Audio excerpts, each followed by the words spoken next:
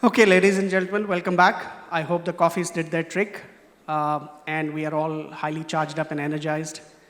I can promise you this panel will see some sparks and fireworks fly because we have four not only experts in the domain, but four folks with deep practitioners' experience and also pretty strong points of view. So let's try and draw out from their perspectives. I'll start off right away by making a submission. We are talking about the future of banking and blockchain. We are transposing two words in one sentence, future of banking and blockchain. I will start off with a submission by saying that blockchain as a foundational technology when it comes to financial services has largely failed. And this comes from somebody who's extremely passionate and an evangelist of this ecosystem, but it also comes from somebody who's worked close to 2 decades in large global banks in different roles in different markets. And I'll give you a couple of submissions to start off this conversation on why I say that statement, and it's not just my whim.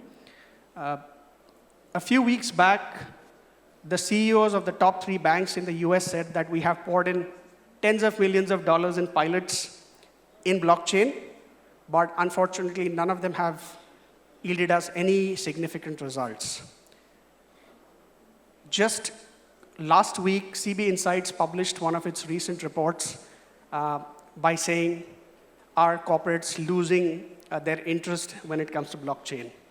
And when it comes to the dozens of pilots that have happened in this ecosystem all around the world, we've seen many of them. I have seen and interacted with many of them.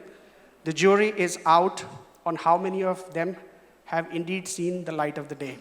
So I'll start off right away with the elephant in the room and the question, which we first heard almost 5 years back. A very articulate minister from Singapore asked this question back in 2014. Come 2019, I'm compelled to ask that very same question. Is blockchain an elegant solution in search of problems? We'll start with Anthony, and then we'll let the debate free flow. Oh, gosh. All right. Thank you very much. Thank you very much indeed. So I think what you were saying was blockchain's failed in financial services. Is that? More hype than substance. More hype than substance. Well, I'm sure everyone in the audience is familiar. So first of all, I'm Anthony Lewis. I'm Director of Digital Assets for a company called R3. And we have a software product, a platform called Corda, which is a blockchain node software which competes with kind of Ethereum in the public blockchain space and some others in the private blockchain space. Corda was born out of a frustration from banks that they looked at all the other blockchains and discovered it wasn't suitable for regulated financial instruments. So they got us to build Corda, and so it's no surprise that they're starting to use it.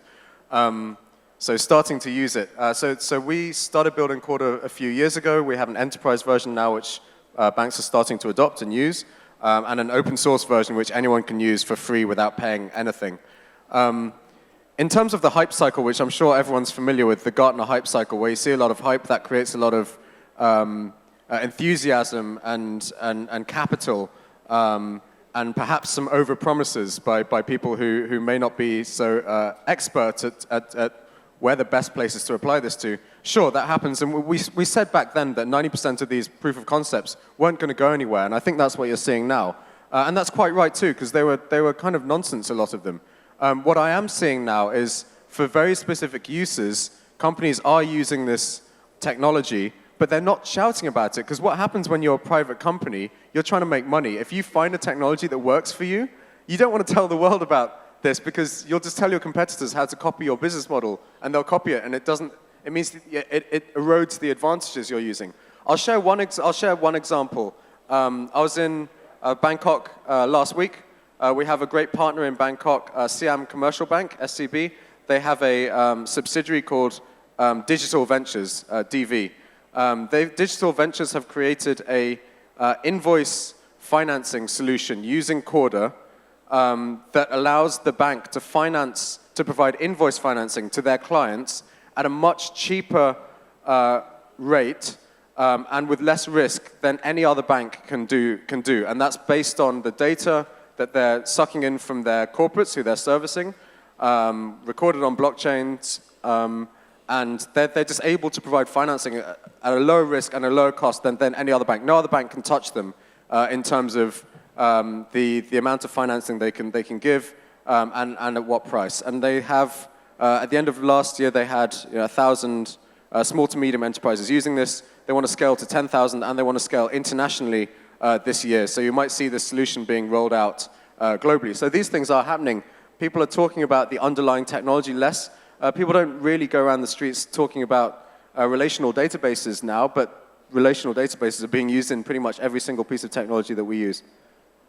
Thank you. So before I go to Willem, I'll just play devil's advocate a little more. Anthony, you made a couple of very interesting observations. One was this, the whole notion that once a technology reaches a certain level of maturity, you don't even need to hype about it. I'm with you on that, but let me pose a counter question.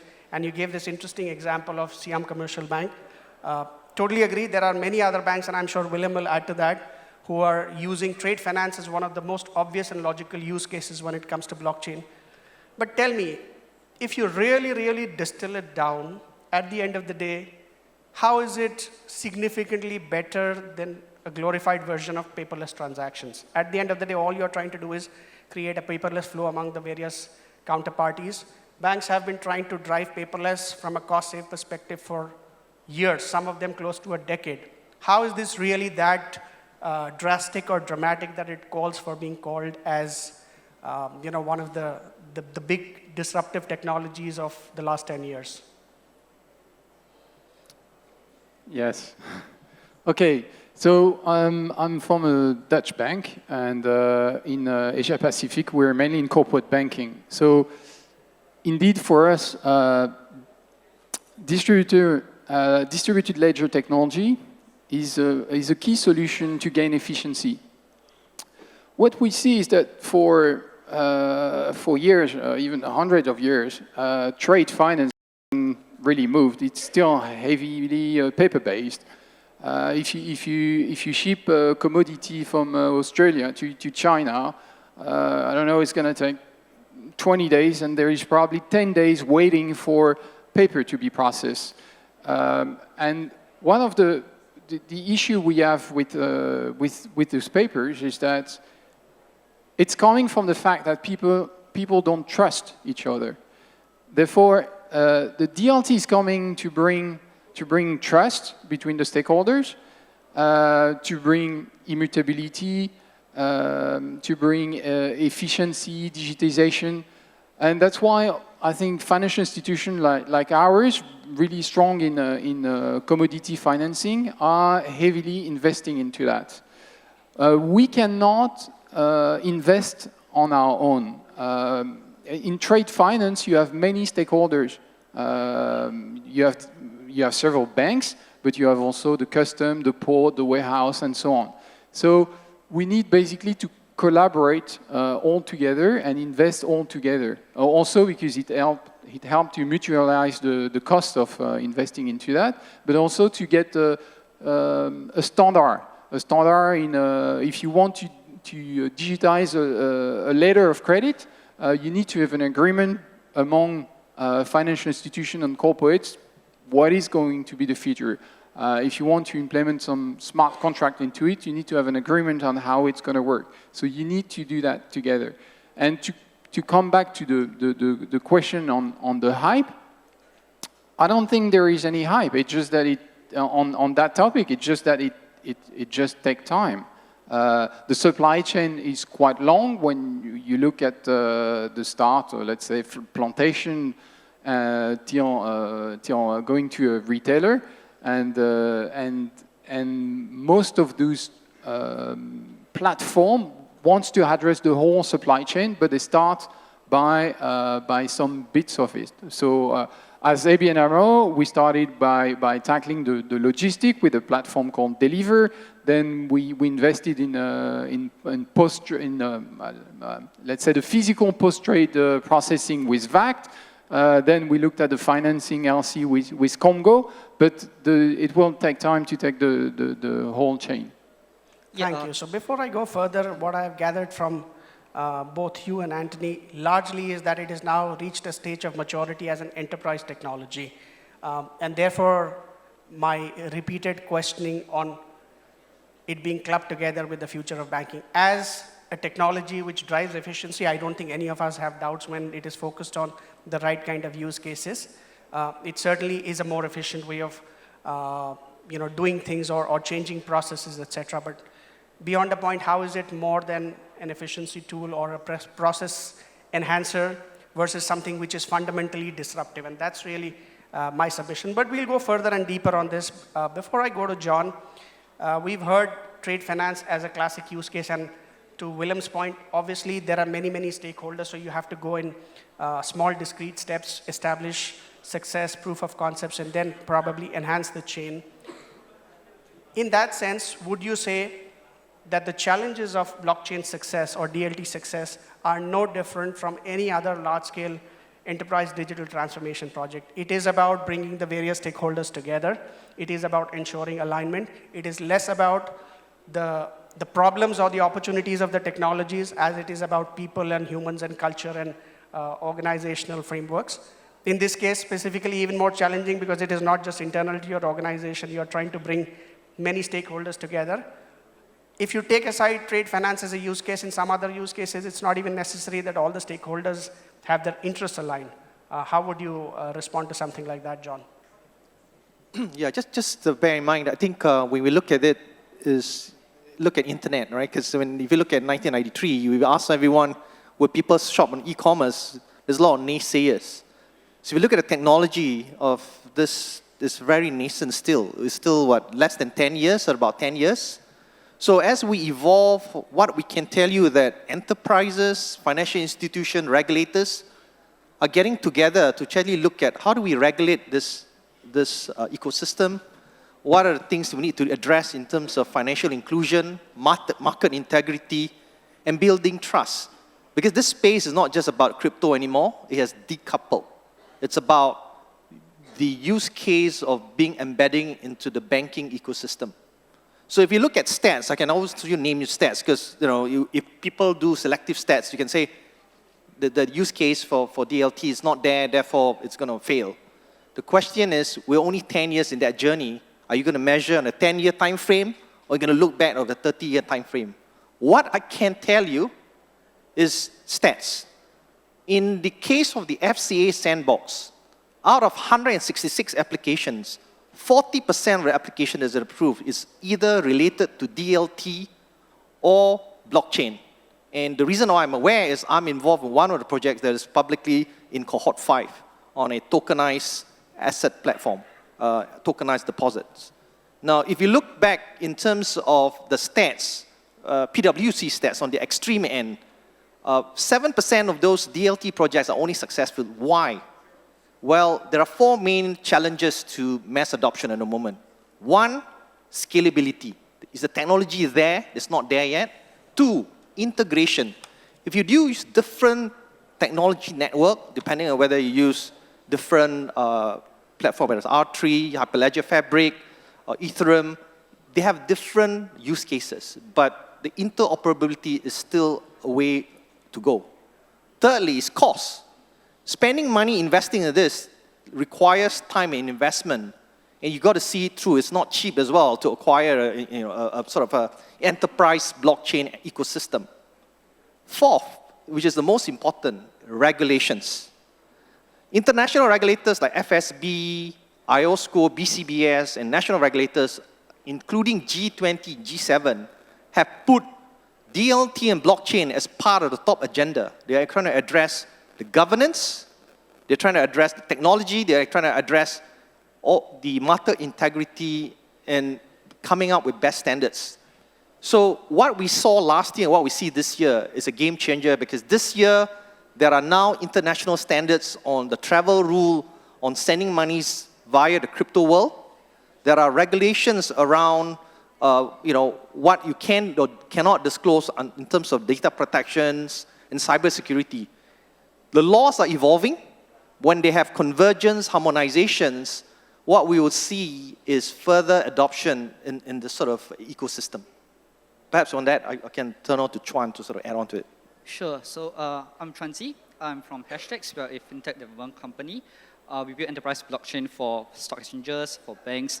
We came out of stealth about 6 months ago, and to date we have about 7 clients on POCs, small live deployments, and full deployment even for one of our clients. So, I really like this conversation on challenges as well as is blockchain really a hype? And I think that one of the things that we've been looking at is that we are not really viewing this in the right manner. So when we first started out, right, for example, Project Ubin that I know Archie is heavily involved in, there was a lot of talk on that, but that came from a very meaningful, very purposeful goal, right? And from that direction, it kind of dwindled down into something that was a technical POC, into maybe even a business POC. So I think the focus has been wrong. The focus has been on, is the technology feasible? Is there something from the business front that is possible or not possible? But those are very minute things. So I'm saying that, is it possible instead that you can have a meaningful goal, a purposeful goal, something that is easy to get the industry support around? For example, I think that was how Project Ubin really started out, that they wanted to disrupt the financial services industry. But subsequently, when you get everybody together, that's when the operational challenges come in. You realize that, how do you deal with so many legacy systems? How do you deal with so many different stakeholders? They have to come together. Getting banks to come together, that's tough already. Getting the legal team from the banks to come together, that's even tougher, right? So how do you deal with that? How do you have a meaningful or purposeful goal that can really galvanize the entire industry together? I think that's something that perhaps we could think about. Yeah, cool. Thank you. And just to echo that, so yeah, you're right. Last year I was focused on central bank digital currencies, so Project Ubin. There's a whole bunch of other projects, Jasper in Canada, Lion Rock in Hong Kong, Project Infinon with the Bank of Thailand.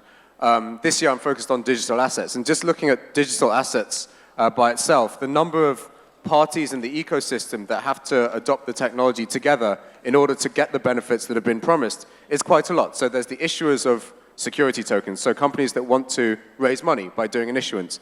They're the platforms that they would use to do that issuance, to receive the funds from the investors and to create the tokens that they issue to the investors. There's the tech vendors who sell platform technology to the operators. Then there's the exchanges who run exchanges. Then there's the tech vendors who supply technology to the exchanges. Then there's the custodians who operate as a custodian. Then there's the technology vendors that sell technology to those custodians. And then you've got security servicing as well, companies that manage the life cycle of a security. So for example, a share, a typical stock, there may be dividends, there may be stock splits, there may be different things that happen in the life cycle of that asset.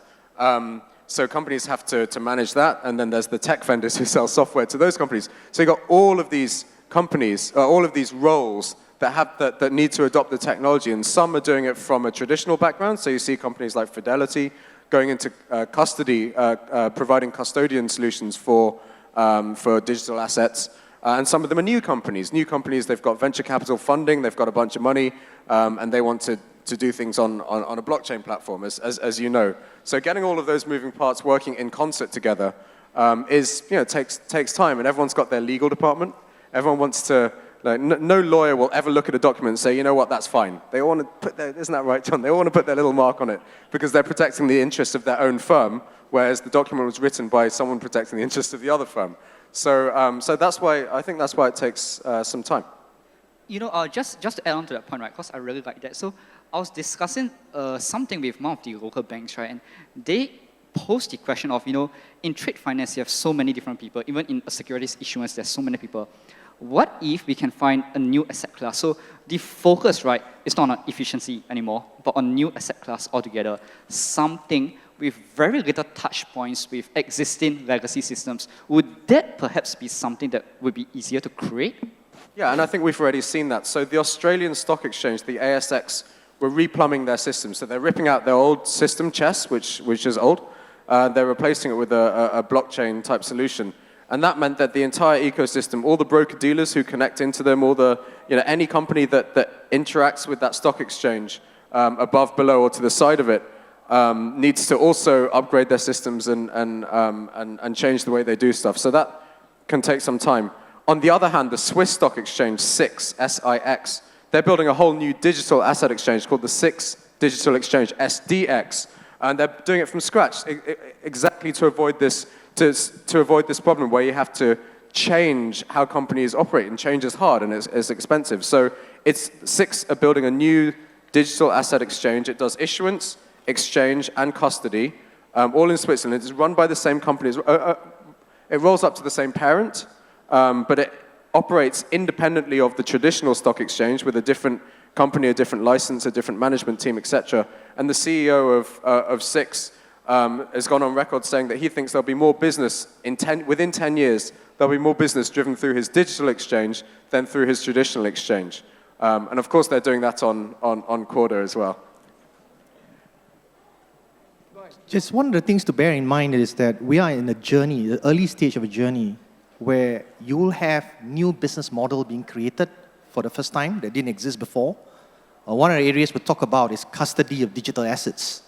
So how do you custody this compared to traditional assets where the assets are ring-fenced, can put in a warehouse for at least for precious metals.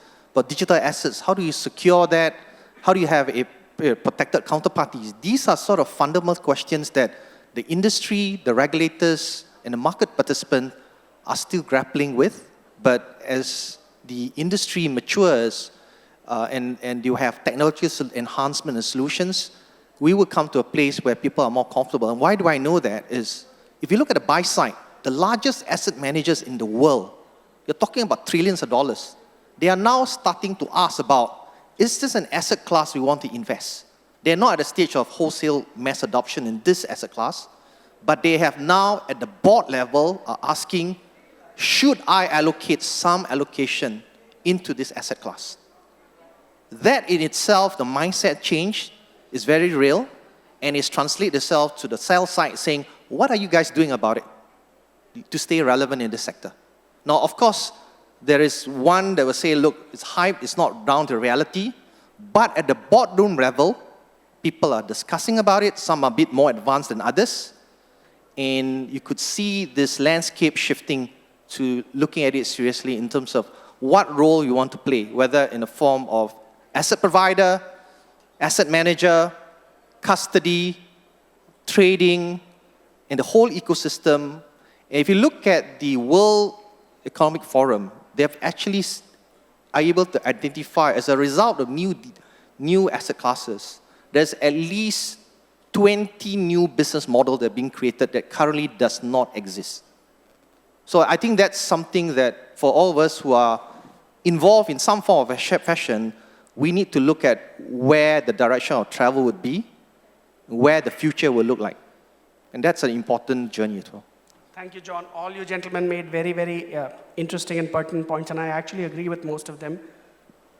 If I had to distill whatever I've heard in the last 5 to 7 minutes, would it be fair to say that at an enterprise level, and you spoke about new business models, couldn't agree more, is it really about reinventing the bank rather than disrupting, or reinventing the financial services industry versus disrupting it, which was the original libertarian ideology of an open public blockchain, saying that we will, and we heard Alex, as always, speak very articulately, about banks being scammers or banks not looking at the interests of the ecosystem and the consumers in mind, and therefore we need a new economic model. And here we are saying that there's a way to make the existing economic model better. At the same time, the business models themselves will evolve. So I think those were interesting observations. I want to press a little more about the role of the bank in this new ecosystem, since we are talking about the future of the banking. And Anthony, you articulated 4 or 5 different areas where you see the stakeholder players coming in, right from the technology players to custody to digital assets, etc. Share a little more about the work that you and R3 are doing, and maybe if you can share 1 or 2 live use cases of how this transformation or evolution of banking is actually happening, and probably what are the learnings and takeaways from that. I could do. I'd love to actually hear it from the banks themselves. We've got representatives so let's hear it from a couple of, yeah. One from the bank and the other somebody who's enabling it in the bank. Well, first, I want to say that we realize that we do not own the customer relationship anymore, or at least it's getting there. We are more and more dependent on platforms. So we realize that we are now into a world of ecosystem where it's more and more interconnected. So it's a bit indeed of a paradigm shift for banks like mine to redefine our role in the digital landscape. I think there are two challenges for us, and that will a bit explain why also it's a bit slow in the view of many people. One is that we need to understand all those ecosystems and what kind of role we'll play into that and how we will connect to them. Two, it's something that many people underestimate, but we basically go where our clients are going. So if a client say, okay, I want to do financing via Voltron or DLT Ledger or Comgo, we just go there. So we don't necessarily invest as equity, but we'll need to find a way to be connected to it. And it's too easy to say, guys, there is an API. The key thing is that for all the financial institution is it's in our own backyard, is how structured is our data, how data-driven is the organization to be able to connect in an agile way to all those ecosystems. And it's a massive change for us, because today, why is it slow? It's because, yes, we're live with a number of DLT platforms, but we have a handful number of clients. So basically, we do our production deal with it, but then it's not integrated with our legacy system. And we will not invest into the integration as long as we do not have the volume. Otherwise, we have no business case. And therefore, that's why it's slow. But the change in the last year or so is that we see some client asking us to be on some platform, on blockchain platform. By the way, it's not necessarily always blockchain based, but it's very interesting, and therefore it's a change of approach for us, and that's how we got also the management sponsoring those projects, is because the clients are now keen because they see the value.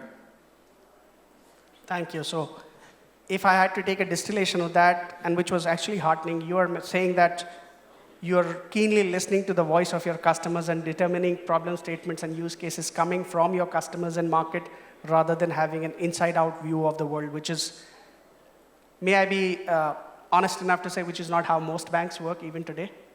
Anthony, let me ask you a very pointed question, and you work with multiple banks. In your interactions with them over the last couple of years, or even till in this year, how many banks or bankers do you meet or interact with who actually come and say, Anthony, you are an expert in this space, tell us how can we apply blockchain? Putting the cart before the horse. Do you still hear it today? Cool, thank you very much. Well, I guess that's our job as R3.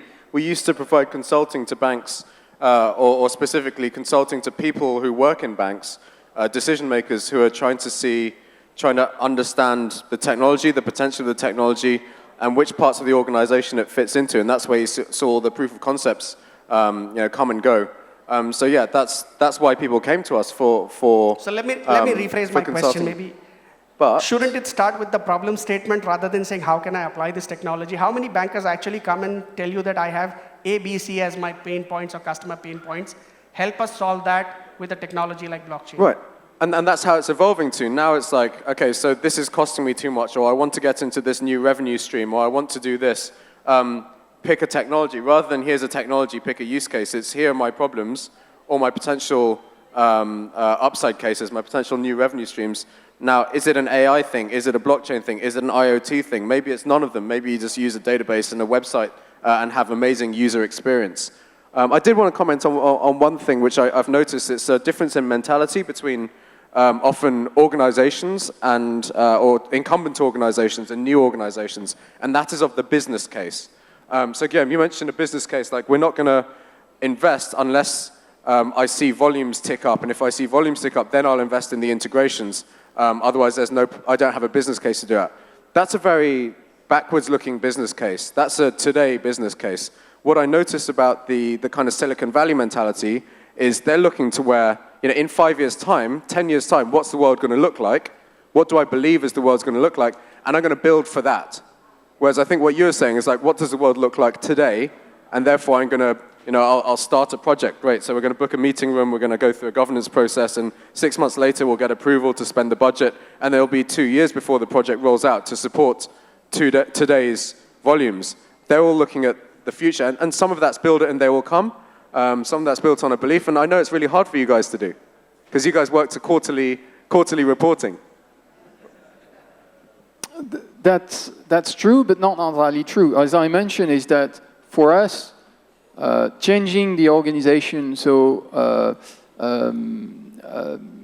modernizing our legacy system into something that is much more data-driven. So for us, is having data mart, building data lake is a preparation of basically being able to connect to all those platforms and the ecosystem. It's just that there are so many platforms out there that we cannot invest in all of them, and we'll invest in the ones that are really picking up. But internally, we're investing. But I got your point. I want to just to add, I think it depends on how things are set up. Obviously, if you're looking from a business cost center, people are going to look, what does it mean from an ROI? Am I getting my returns very quickly? But a lot of large institutions are creating what we call fintech within the bank to look at forward-looking technology, and it doesn't necessarily have to be blockchain. It could be AI, it could be IoT, a number of other stuff as well in looking at efficiency play. The way I see blockchain to look at it is, it's not a one-size-fits-all approach. The way we look at it is, can it be used as a back-end technology for improvement, because banks do have a lot of legacy systems that sometimes we acquire over a series of time and different vendors. Be seen as a efficiency play, lowering costs because you can see where your positions lies, you can move positions, you can make decisions faster, quicker, on a more real-time basis. That has some value propositions that you see. Most of that you don't see in the public domain because it's embedded in the internal ecosystem. The other thing that a lot of institutions are looking at, it's not about where the client is looking at, is the vision of the world. Where are we heading? And two aspects that we see as trends is the world of asset tokenization, where you could have, for the first time, enabling a lot of the millennials to own an asset that they would not be otherwise able to afford due to the benefits that comes with it. For example, fractional ownership. You could have 16 decimal points using blockchain. You can't do it now with a normal exchange. You can't do that. And you either got to buy an entire single lot before you invest. And the other thing is the unlocking of value for illiquid assets. The types of assets people are looking at right now are no longer your traditional assets that are listed on the stock exchange. People are looking at areas of investment that, one, they are familiar with, two, they have a risk appetite, for example, in commodities, in trade finance, precious metals, arts. And obviously, there's one thing that technology can do, but it needs to align with your protection with respect to rules and regulations, your rights to enforceability. That will take time. But what we can say, there's a lot of interest looking into this area. And one of the things that we have looked at in live cases is real estate. There is enough use cases right now where people are using real estate to monetize, fractionalize, and distribute digital assets for people to invest, to trade, and also for investment purposes as well. So I think you've got to look at it as a multifaceted approach. It's not a one-size-fits-all. I think that's a very important stakeholder. The other thing that's important, as I talked earlier, is the world of custody of assets. In a traditional world, you just custodize assets with trusted advisors or regulated custodians. There's a lot of institutional players who want to get into this game, whether investment or otherwise. They are looking at regulated, trusted custodians that had either the brand name and also financial backing in the event of any legal recourse they need to seek in the event of a theft, hacking of any digital assets. So these discussions are being had at the highest level with regulators, clients, institutions, and that's a space to watch. And John, so to add on to your point on efficiencies and legacy systems, right? I think one thing that we have to be aware of that if we are dealing with Singapore, for example, Singapore is probably not the most advanced technology country in the world, but it's fairly advanced, right? But if we think about blockchain technology, right, I like to think of it as that it's something like a leap technology. So maybe if blockchain is like a level 4 stage technology, maybe, and Singapore's state of technology is maybe level 3, and other lesser developed countries are level 2, level 1, then going from a level 3, right, from an efficiency gain point of view to a level 4, then is it worth the risk of really putting in a new infrastructure, a new DLT infrastructure, or hiring maybe a team of interns to write macros, to write codes, to really try to find this little gap of efficiencies over there. So I think, and also to Anthony's point, which I absolutely love, is that if we are going down this route of that, we are trying to squeeze out efficiency gains for developed countries from a level 3 to level 4, for example, right, it's quite hard to go down that route, which is why I like that Silicon Valley mentality of how can we look towards the future? How can we position a 10-year vision? How can we perhaps find a very meaningful, very purposeful goal, that we can really get the industry support behind. And that was, and I think that that's something that even tech providers like ourselves, we have to be able to articulate this vision. So for example, right, when we tried to create a bonds consortium in Singapore, right, with a government-linked corporation as the bond issuer, with 3 banks supporting as the bond arrangers, we didn't want to go down that route. We didn't want to say, hey, look, you put a bond onto the blockchain, you do your issuance, your subscription, trading, etc. You get a bit of efficiency gains. Instead, we went down the route of that. Can we use new technology to create a new bonds hub to establish Singapore as the leading jurisdiction of choice for bond issuance? Can we further entrench Singapore's position as a bonds hub? I think that is the mentality that we really have to take, that we need to focus on meaningful, purposeful vision instead of just looking at efficiency gains. Yeah, I quite agree. Did you see, guys, what these guys did, both with what they were talking about throughout the course of the past 5 minutes and what they're trying to say? We've moved from blockchains being used for back office efficiencies, and what does efficiency mean? It means cutting headcount, right? Automating stuff, cutting headcount. That's a really hard thing to get passionate about and sell. When you're trying to tell a guy who runs a department of 3,000 people, hey, use my product, you'll be able to fire half your staff. It's really hard to sell, right? But then it's moving away from that and more into new products, new markets, new ways of doing things, new ways of raising capital, which is a lot sexier because that's the top line, and the top line is infinite, whereas cutting costs, you've only got so much cost you can cut, and that's kind of miserable work. So John, thank you very much. You're doing God's work, moving the conversation away from cost cutting to new revenues, new products, new markets, and that is where things will be won and lost. You're never going to transform a country by being slightly more efficient. Where you will transform a country is leading the way in being able to raise capital, maybe for small to medium enterprises, new markets, so making private markets much more delightful to transact in, making it easier for issuers to issue, making it easier for investors to buy. I mean, private markets, if you buy shares in a private company or try and invest or do a loan or something, you mentioned property earlier, the process is miserable. Like, you're dealing with PDF files, if you're lucky. You're dealing with emails back and forth. Until a few years ago, there are no platforms, there are no websites you could click, done. Now, if you look at what's happening with all the APIs and the fintechs, they're all connecting to each other. You can, I signed up and I did know your customer process in the back of a taxi on a Sunday and went through the entire process to a kind of credit card company. And I did that whole thing in the back of a taxi on a Sunday, whereas previously it's all the manual kind of walking into a branch and stuff. All of these pieces of technology are coming together to provide a much better experience, and better experience means more people will use it. More people will use it means more money, and that's what's massively exciting about the future, rather than this kind of efficiency gains and cost cutting. So I really appreciated that comment. That was classic Anthony and his very passionate articulation, and I actually agree with the submissions made here. So we've seen 2 very clear streams emerge. One is on the efficiency part of it, back office processing, etc. And I agree with Anthony, it's not really sexy, but it's probably where the reality is 80 to 90% of the enterprise or banking efforts and energies are focused on. Every bank wants to cut costs, like it or not, that's a reality. And I'm going to come to that quickly. But the other, and what we discussed now is the classic innovator's dilemma, right? Adjacent innovation versus disruptive innovation, reducing costs and efficiencies versus creating new opportunities. So I think the jury is out there on how many banks are looking at this the way we are discussing here, probably Pioneer sitting on the stage, but 80% of the reality out there is banks are still grappling with bread and butter issues and how to reduce costs. I want to change tack slightly on this, and then I have one more question.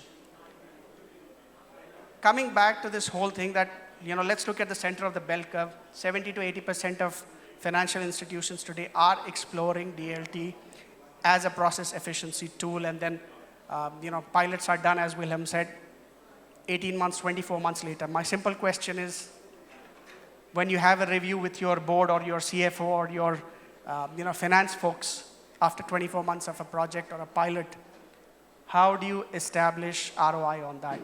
And if there are some interesting learnings or key takeaways, because this is something that I see most banking colleagues grappling with even today.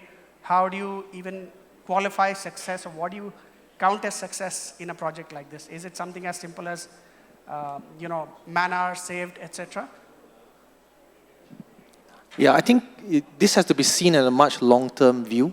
If you're asking for a normal investment, I want to see an investment in 12 months, I think most institutions will not be able to either approve this kind of projects, and that's the honest truth. For some of the projects we're working on, like we're working on a proof of concept on tokenization right now, on custody of digital assets, it's still early days.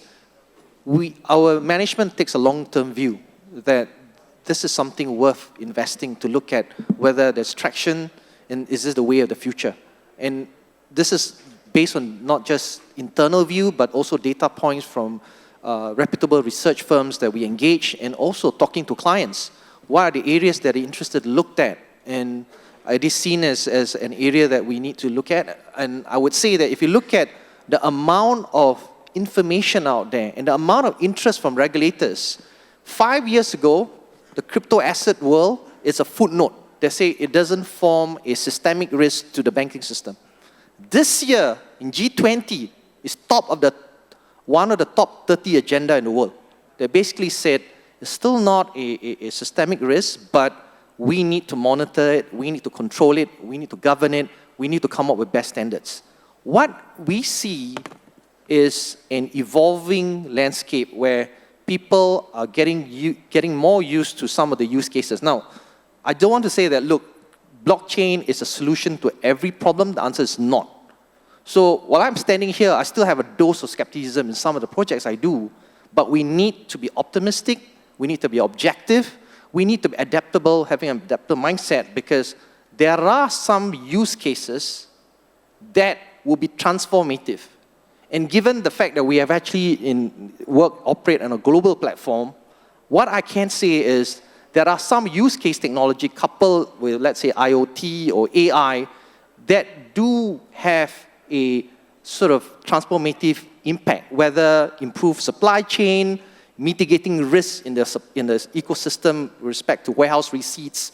So I think what I would say take away is, in the audience here, some of you are obviously veterans. This, for some of you, we're learning about it. I would say we need to have an open and adaptive mindset, because this technology is not going to go away. It's here to stay. And it will decouple from just pure crypto. For enterprise like ourselves, we are looking at the right use cases for the right factual scenario. Thank you. We have just a couple of minutes. Any audience questions? Maybe we can take one. No? Okay. Yeah, was that a question from Kelvin Tan at the back? Great question, Kelvin.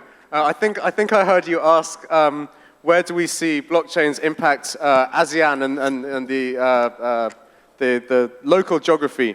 For me, it's probably fixed income markets, not necessarily publicly listed fixed income, but in the private markets. I talked about small to medium enterprise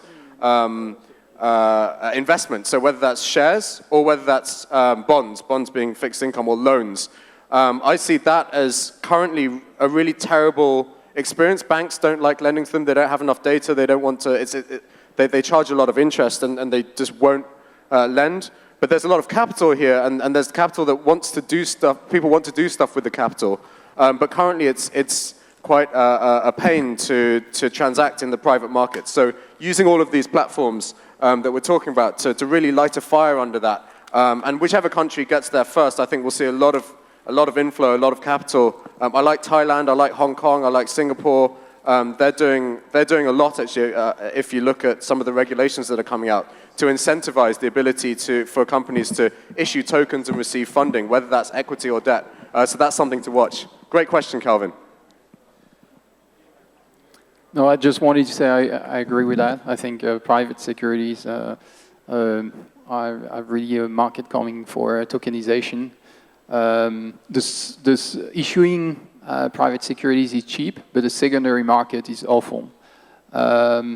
But I think there is a lot of complexity, though, specifically in the cap table, the capitalization structure.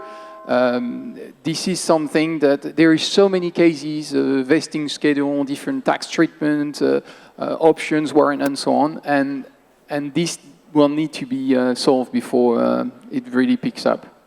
Thank you. Unfortunately, we are out of time, and I would have loved to carry on the conversation, so I'll just make quick closing comments. I started this conversation by deliberately taking an antagonistic point of view, although I actually agree with these four gentlemen, but I started off by saying that blockchain has failed the financial services ecosystem, and through that we were able to draw out so many wonderful use cases, so many opportunities, so many challenges, as well as future-looking visions of how blockchain is enabling it. And if I had to sum it in 3 words as takeaways for us as bankers or as practitioners when we want to explore whether blockchain adds value or not, I would say auditability, unlocking value, optimization, and the 4th would be alignment of counterparties. I think all of these came to life in a really exciting manner and a real sense, so to speak. There was very little talk of ideologies and libertarianism, etc. There was more real stuff being discussed here, probably more in 45 minutes than I have heard in a full day's worth at other conferences. So please put your hands together for these 4 wonderful panelists. They've really shared a wealth of knowledge. Thank you.